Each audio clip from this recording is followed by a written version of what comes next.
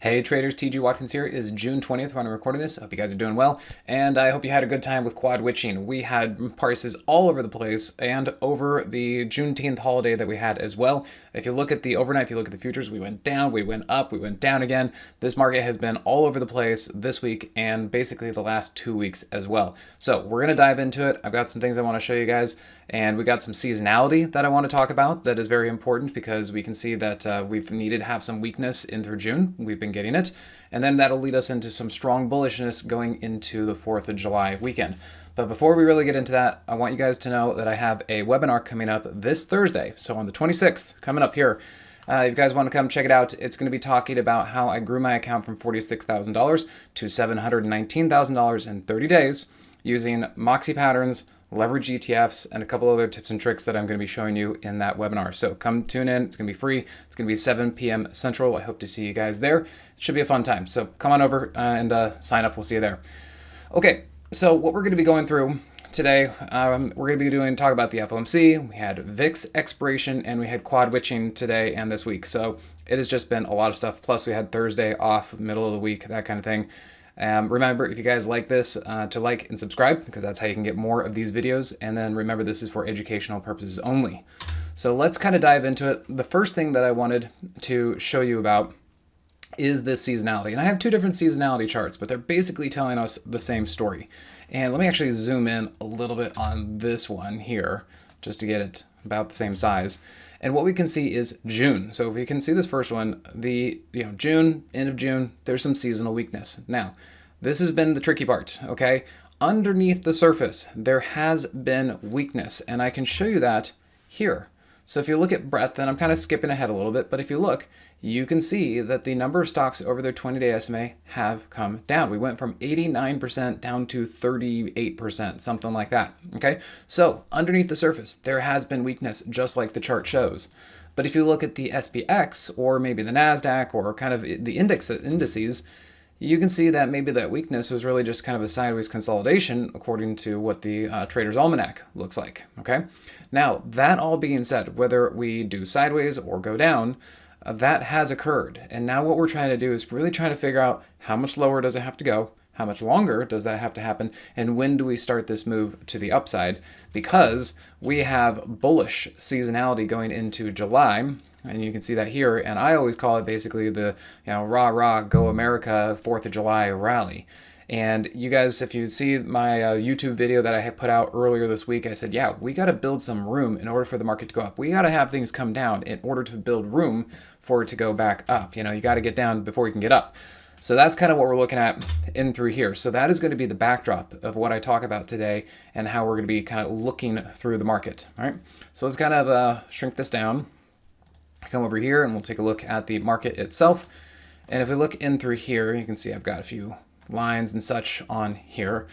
And then we come over here, get my colors, and we had the FOMC, kind of a no big deal, no big situation. It did bounce around a little bit, all that kind of stuff. Then we had VIX expiration, again, kind of not a big deal, but then we had quad witching, then that was a little bit bigger of a deal. There were a lot of options that needed to expire today. And we even opened with a gap up this morning, or a big move up, and then it just kind of broke over and then sold all day long. So I didn't get any day trades today because quad witching, it was really OPEX, kind of a little bit tricky, so I didn't want to do anything there.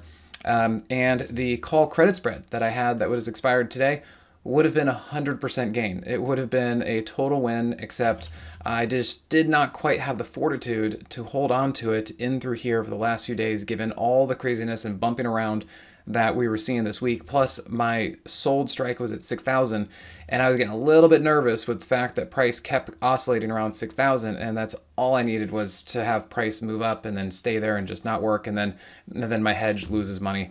But as it turns out, market came down today. It would have been absolutely perfect, man. Would have been a chef's kiss in that case. So I had the right idea, because ultimately what you can see, what I was looking for, is I wanted to see price come down to the daily 21. It took forever for this to happen. Okay, there was this whole, getting pushed too far, then we finally break down, then we pop up again, and then we oscillate around, then we have a holiday, then we have all these expirations, and we finally on Friday get price to come down to pretty close to the daily 21. Maybe it goes a little further, but for now, that's about to the daily 21. So yeah, that has been a challenging ride indeed for what I was looking at. Overall, you can see that the Moxie indicator was below zero on both the 15-minute and the hourly. So if you guys don't have the Moxie indicator, this is what you guys need to pay attention to, are things like this, because the Moxie indicator is amazing. It is the indicator that I built several years ago. It is the backbone to my trading, and it's what I use in order to guide myself through the market. And we have so many people who own it and love it, so you guys can pick it up too. Just look at simplertrading.com and go pick it up in the store. All right. We can also see that price was underneath the hourly 50 over the last few days too. So sideways to down, and that is when what's working. So then the question is, how much further down, where are we going, what's happening? And I want to bring you back to the breadth, because this is kind of the important thing. What we need to start looking for is right here, the 40. You know, we don't know what number it ultimately wants, but 40 is definitely better than 89% as far as stocks over the 20-day. If this can bottom and start to move up, then the market looks like it's going to be ready to start moving up. The other thing that I wanted to show in through here is, look how you have this level right here. You see how the SPX actually broke that level and went down today? Now take a look at this, and I think this is something that not a lot of people look at and really, study. This is the RSP. This is the equal weight of the S&P. And look what's happening here. We are actually putting in higher lows, okay? So the RSP, of course, did not go as far as the SPX. So again, it had more of the mega caps actually took price higher for the index. But now that we've pulled back, it's not going down as far as the mega cap S&P market cap weighted one. And so I'm looking at this as a way to help tell me when the market is ready to start going up. So I think we're pretty close. Of course, it's the weekend, it's OPEX, all that kind of stuff. So let's kind of see what happens on Monday and next week if we need a little bit more weakness, or if we're kind of right there and we can actually start rebuilding to the upside for that 4th of July rally. So I don't have any concrete signs. There's nothing evidence yet. I'm seeing clues, and we have worked off our overbought condition, but now we're going to have to actually see if there's any follow through to the upside. Okay, so we've tagged a lot of downside support, and I want to see what happens from there. If we look at the IWM, this is another way of kind of looking at the small caps. And you can see that the IWM actually for the last couple of days was looking better. Now it did come down too, but same thing. Look at this. It is generally putting in higher lows. And it is sitting here on not only the daily 21, it is also sitting on its previous, support area. So this is looking pretty decent. Okay, so I'm pretty happy with what's happening here. Yes, it can go down a little bit further. We don't know for sure. I'm looking for clues and confirmation on all these things.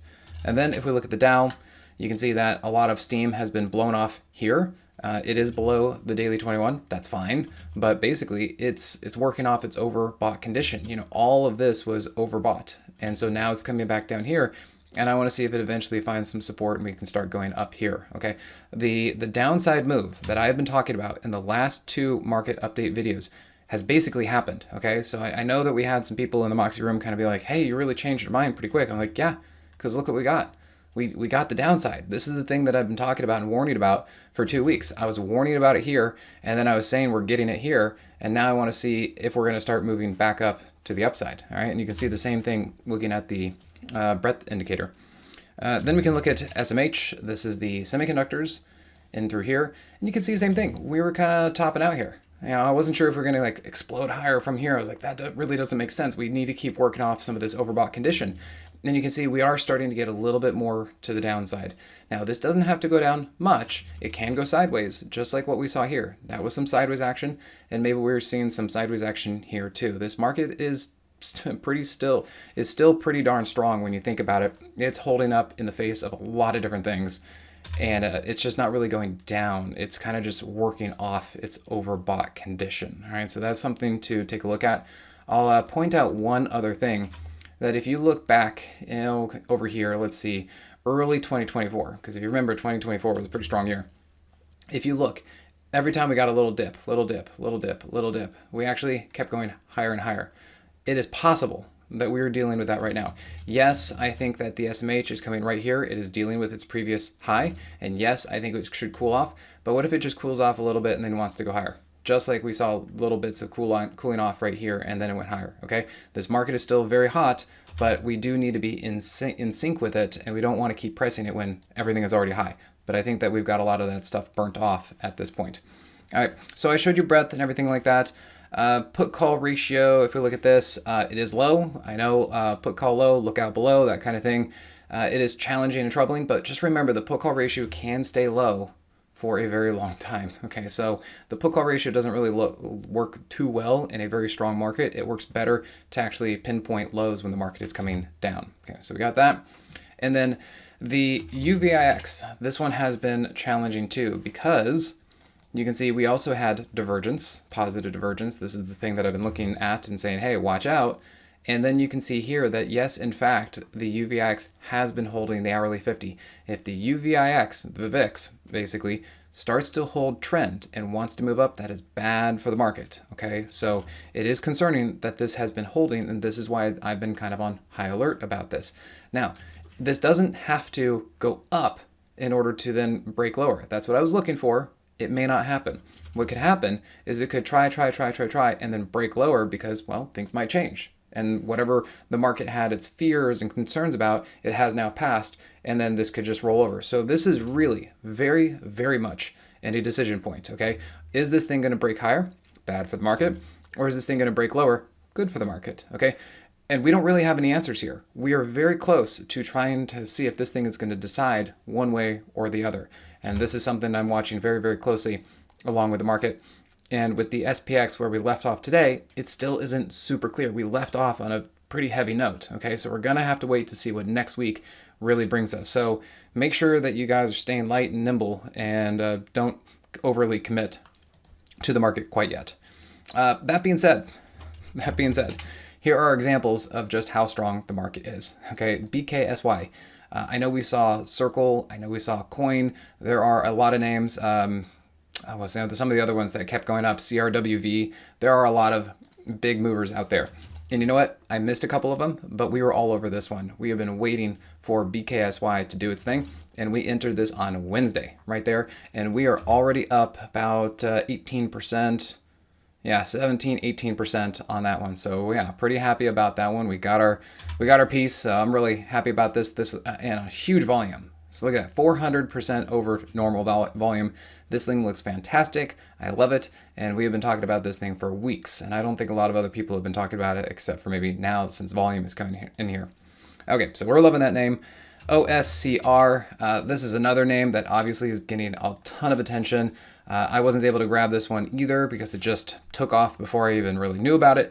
But what I do want to show you are some of the MOXY setups. These are the kind of things that I'm going to be talking about on Thursday. So if you guys remember, come and join me for my free webinar Thursday, the 26th in the evening. And these are the things we're going to be reviewing because if you feel like you missed this, there was definitely MOXY setups and there were definitely clues as to how to get into this and concrete ways to get in. Now, I just didn't know about this name. Unfortunately, I just didn't know about it. But I went through it today and I was talking to the MOXY subscribers and I said, hey, if you guys are looking for it, this is what you want to see. Basically, double bottom.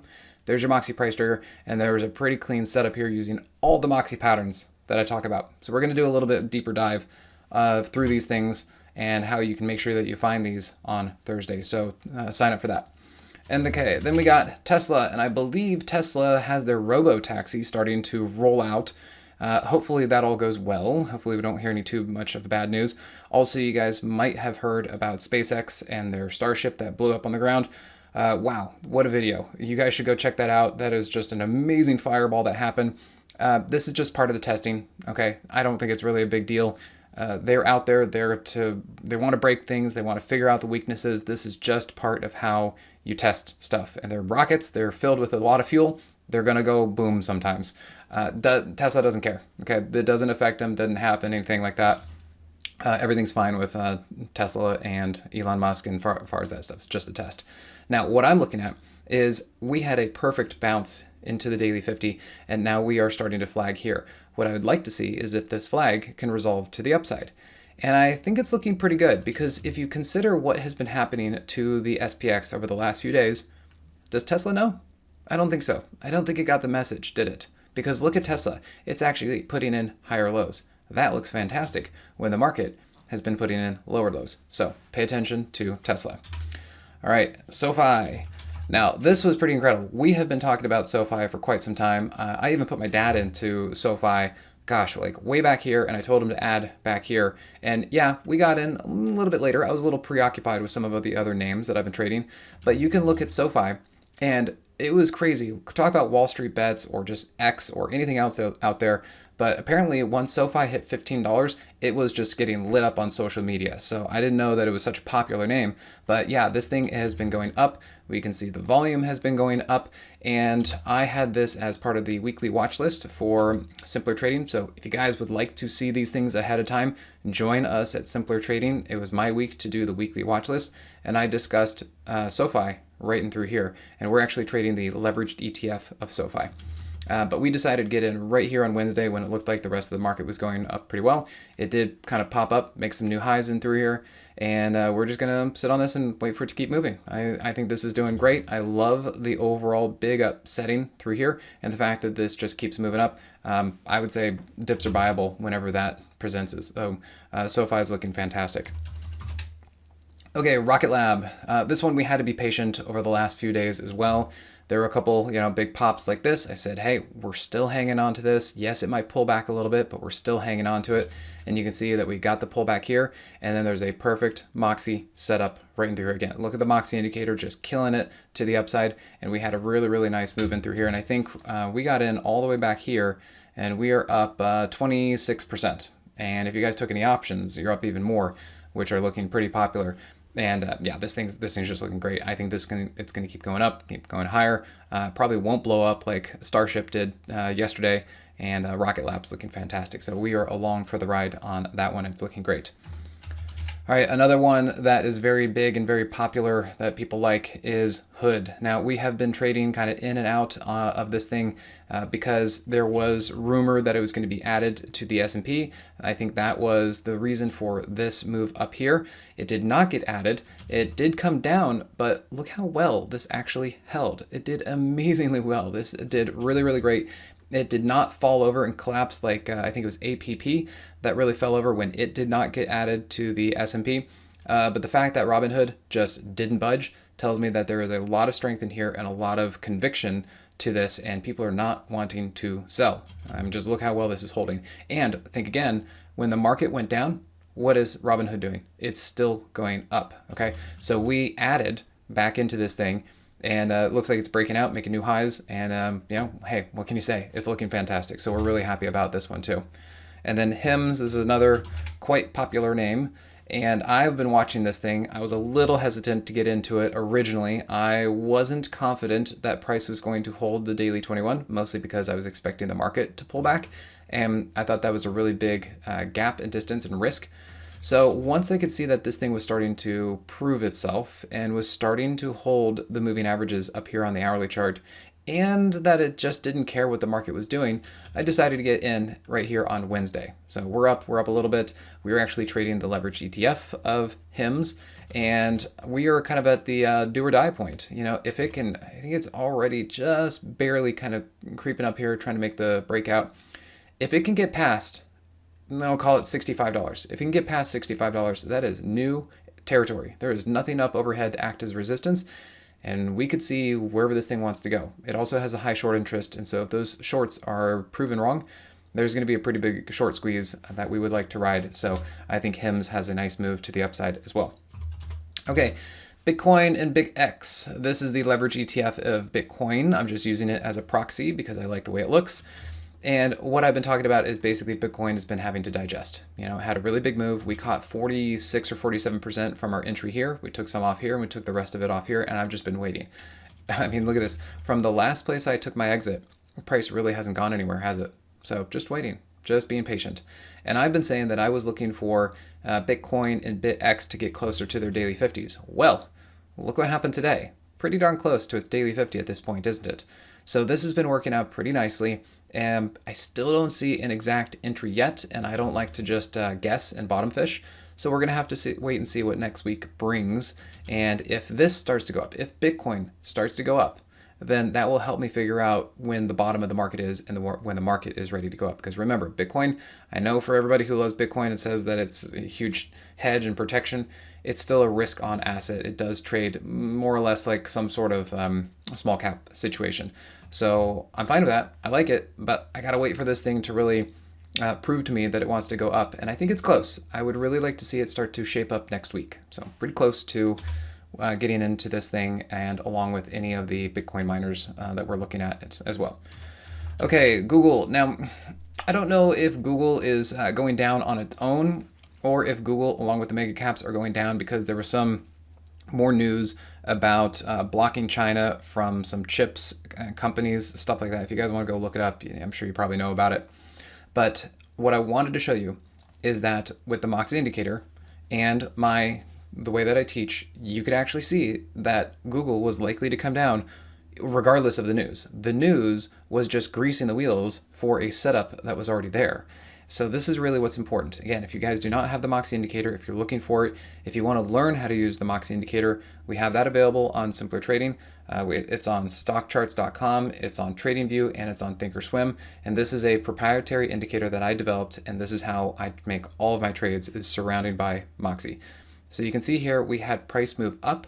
We had the Moxie Indicator down, that is negative divergence, so that's kind of your heads up first off. And then as it was flagging sideways over the last few days, you're like, okay, hey, is this thing going to go up, or what's it going to do? What's going to happen? Well, as we zoom in, number one, we had the Moxie Indicator start to fire earlier this week. Okay, that's bad. Okay, that means energy and momentum is now negative, and when we also have price underneath the moving average, that's a problem. Okay, it's basically confirming that this thing wants to go down. And then for the exact moment that this thing was going to go down, and this is why I like to use multiple time frames, is because it helps me see things happen as soon as they are developing. If I'm using a daily chart, I would have been surprised. Heck, even if I'm using an hourly chart, I might have been surprised. But if I come over here to the 15-minute time frame, look at the Moxie Indicator. Not strong. Pretty much all of the Moxie Indicator is staying below zero this entire time, which was telling us, be careful on the long side. This is not set up to the long side. In fact, you should be careful on the downside because it might go down. And then you look at this, look right there. It is confirmed because now price, instead of holding the moving average, is getting rejected by the moving average, and the Moxie Indicator's down, and the Moxie Indicator's down on the hourly chart, and this thing gets crunched, okay? So if you guys do not have the Moxie Indicator, and if you're trading Google or you're trading something that looks like this and you get surprised, I don't know what else to tell you. You guys need to pick up the indicator. You need to come into the Moxie room, and you need to start listening to what I do and how I teach, because these things are here. Just like OSCR actually had Moxie setups to the upside, okay? These setups are there, and I want to make sure that you guys know how to use them, find them, and actually catch them. That's how we caught BKSY. That's how we caught Reddit back in the day. I mean, I got a whole bunch of names that we've been trading, and that's how we get these things, okay? So remember, come join the webinar that I have coming up this Thursday, June 26th. I'm going to show you guys everything I do, all right? There's going to be a lot of information there, good takeaways, and I think you guys are going to want to come into the Moxie room after that. So be prepared, register for free, and we'll see you next Thursday. Take care.